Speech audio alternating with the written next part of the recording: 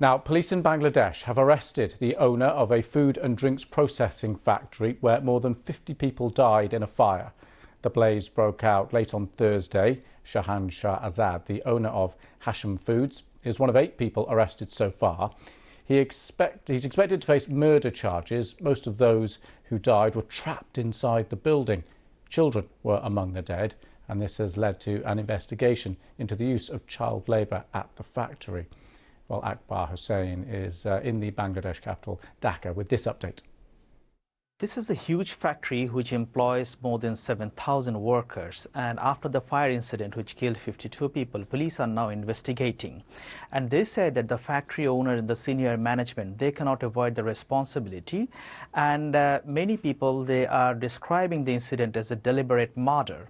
And this building was, factory was operating, flouting all rules and regulations. They were maintaining labor laws and regulations and the safety standards, and that's why police say that this is a homicide case, and that's why the people who are in charge of responsibility running the factory, they have to face the charges. And the dreadful news for the families, of course, of those affected, still filtering through. Yes, they are still gathering in front of the factory in search of their relatives because many people are still unaccounted for. All the Bangladesh's fire department says that they have rescued as far as they could and no one is missing, but still they are trying to find out more whether inside the rubble. And in the meantime, police have been collecting DNA to help identify the victims, and many people who have lost their relatives and they are missing, they are gathering in front of the factories holding the photos of their relatives and asking the police to help identify and search the people. And this is a very dreadful scene in front of the factory. The whole factory is blazed, and many people, especially the victims' relatives, they actually do not know what to do, how to find their relatives. That's why they are gathering in front of the factory and the medical. And there are plenty of factories like this, buildings such as this in the country, and this isn't the first disaster we've seen.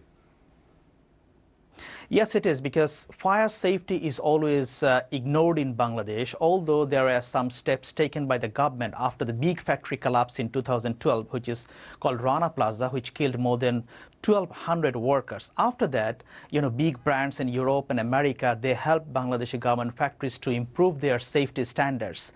But outside the garment industry, like this food processing industry and some other industries, they do not follow the rules and regulations, and they do not follow the safety standards. And government is not giving proper attention there to improve the safety standards. It is widely alleged. And the people are saying that this factory, it is also alleged, widely alleged, that this factory also employs child labor, which is another major concern. That although Bangladesh government claims that there is no child labor in Bangladesh, but few years back, International Labour Organization came up with a report which says that still 1.2 million child labor is employed in different sectors in Bangladesh. And this factory, which was gutted yesterday, among the dead bodies in 52, there are some child. So this is a huge concern for many people in Bangladesh. This child labor is going on under different pretension.